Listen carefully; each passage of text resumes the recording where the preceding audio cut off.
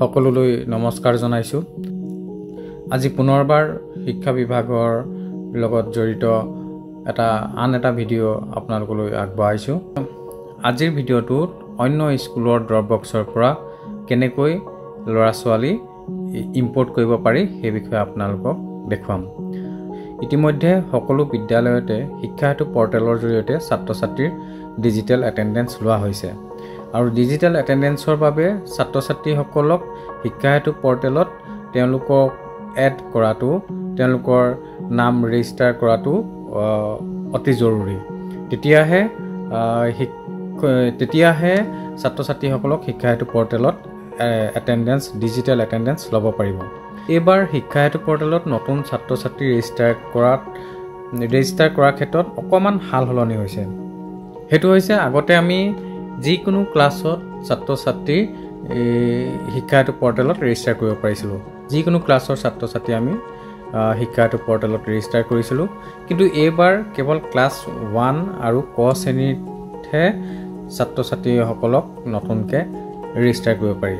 গতিকে বাকী ক্লাছত যদি নতুন ছাত্ৰ-ছাত্ৰী আহে বিদ্যালয়লৈ, তেনেহ'লে আমি যোনখন স্কুলৰ পৰা সেই ছাত্ৰ বা ছাত্ৰীগৰাকী আহিছে সেইখন স্কুলৰ ড্ৰপ বক্সত গৈ আমি সেই ছাত্ৰজন বা ছাত্ৰীগৰাকী এইখন বিদ্যালয়লৈ ইম্পৰ্ট কৰিব লাগে।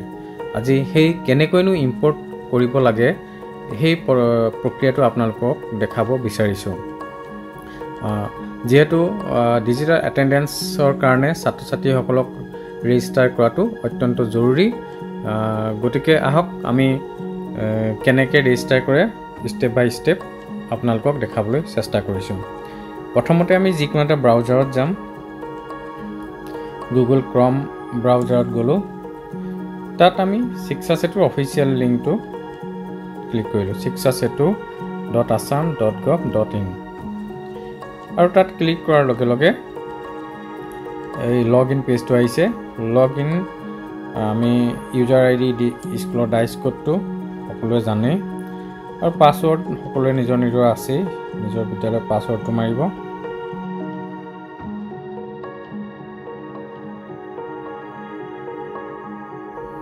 তাৰপিছত লগ ইন কৰিলোঁ।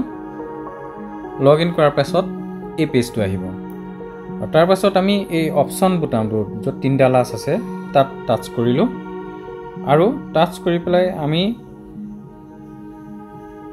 ইয়াত ড্ৰপ বক্স ষ্টুডেণ্ট বুলি এটা অপশ্যন আছে, সেই অপশ্যনটোত যাব লাগিব।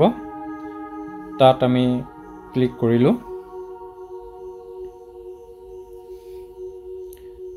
এই ড্ৰপ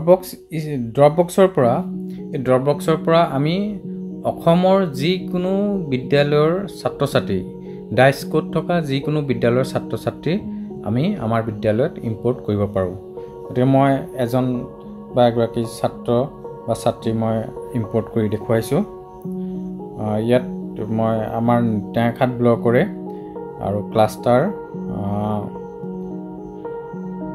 বকলনি 1-1ৰে আমি চাওঁ কোন বিদ্যালয়ৰ পৰা আহিছে।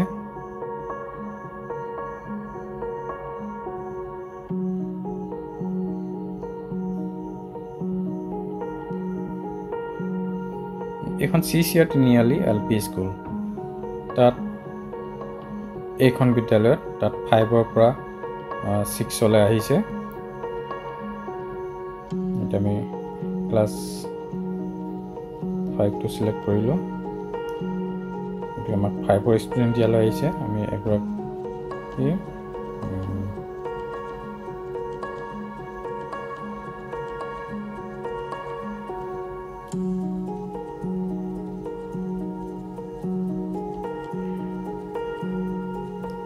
ইছাকৱালা ছাত্ৰীগৰাকী এইখন বিদ্যালয়লৈ আহিছে।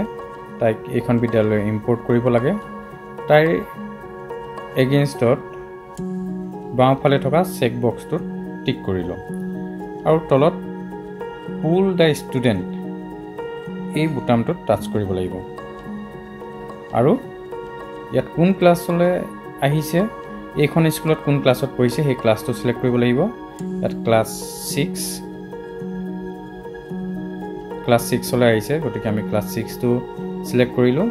তাৰপিছত পুল দ্য ষ্টুডেণ্ট আৰু এই ছাত্ৰীগৰাকী এইখন বিদ্যালয়লৈ ইম্পৰ্ট হৈ গ'ল। এইটোৱে আছিলে ইম্পৰ্ট কৰাৰ প্ৰক্ৰিয়া। কিন্তু ইম্পৰ্ট কৰিবলৈ হ'লে সেইখন বিদ্যালয়ে সেই ছাত্ৰ বা ছাত্ৰীগৰাকীক ড্ৰপ বক্সত ভৰাব লাগিব। সেইবোৰ ছাত্ৰ ছাত্ৰীক আমি ড্ৰপ বক্সত ভৰাম যিবোৰ ছাত্ৰ ছাত্ৰী এইখন বিদ্যালয় এৰিছে নাইবা একেবাৰে শেষৰ শ্ৰেণীটো পাছ কৰি ওলাই গৈছে। সেইবোৰ ছাত্ৰ ছাত্ৰীক আমি ড্ৰপ বক্সত ভৰাম। ড্ৰপ বক্সলৈ নিয়া প্ৰক্ৰিয়াটো ইতিমধ্যে সকলোৱে জানেই। যদি নাজানে মই এবাৰ আকৌ দেখাই দিছোঁ। এই অপশ্যনটোত যাব। অপশ্যনত যোৱাৰ পাছত ষ্টুডেণ্ট মেনেজমেণ্টত ক্লিক কৰিব আৰু ইয়াত প্ৰমোশ্যন আৰু ৰিপিটাৰ্ছ তাত যাব। আমাৰ এইখন বিদ্যালয়ত ক্লাছ 10ৰ ছাত্ৰ ছাত্ৰীসকল ওলাই গৈছে। আমি চাইছোঁ ক্লাছ 10টো আমি ক্লিক কৰিলোঁ। ইয়াত ক্লাছ 10ত যিসকল আছে গোটেইখিনি এইখন বিদ্যালয়ৰ হয়। মই দেখুৱাবৰ কাৰণে উদাহৰণ হিচাপে এগৰাকী ছাত্ৰীক মই ড্ৰপ বক্সত ভৰাই দেখাইছোঁ। আমি যিগৰাকী ছাত্ৰ বা ছাত্ৰীক ড্ৰপ বক্সত ভৰাব বিচাৰোঁ তেওঁ বাওঁফালে থকা চেক বক্সটোত টিক কৰি ল'ব লাগিব। তাৰপিছত তলত ড্ৰপ বক্স বুলি এটা বক্স আছে, সেই বক্সটোত টাচ কৰিব লাগিব। আকৌ কনফাৰ্মেশ্যন মেছেজ এটা দিয়ে আৰ ইউ চিয়'ৰ, যদি চেভ চেঞ্জেছত আমি টাচ কৰি দিওঁ তেনেহ'লে এই ছাত্ৰ বা ছাত্ৰীগৰাকী এইখন বিদ্যালয়ৰ পৰা ওলাই যাব, ড্ৰপ বক্সলৈ গুচি যাব। সেইটো ক্লাছত আৰু তেওঁৰ নামটো নেদেখায়। গতিকে এইগৰাকী ছাত্ৰী যিহেতু ইয়াত আছেই, মই ড্ৰপ বক্সলৈ নিনো। গতিকে এইখিনিয়ে প্ৰচেছ আছিলে। আশা কৰিছোঁ এই ভিডিঅ'টোৰ জৰিয়তে আপোনালোক কিঞ্চিত হ'লেও উপকৃত হ'ব। ধন্যবাদ।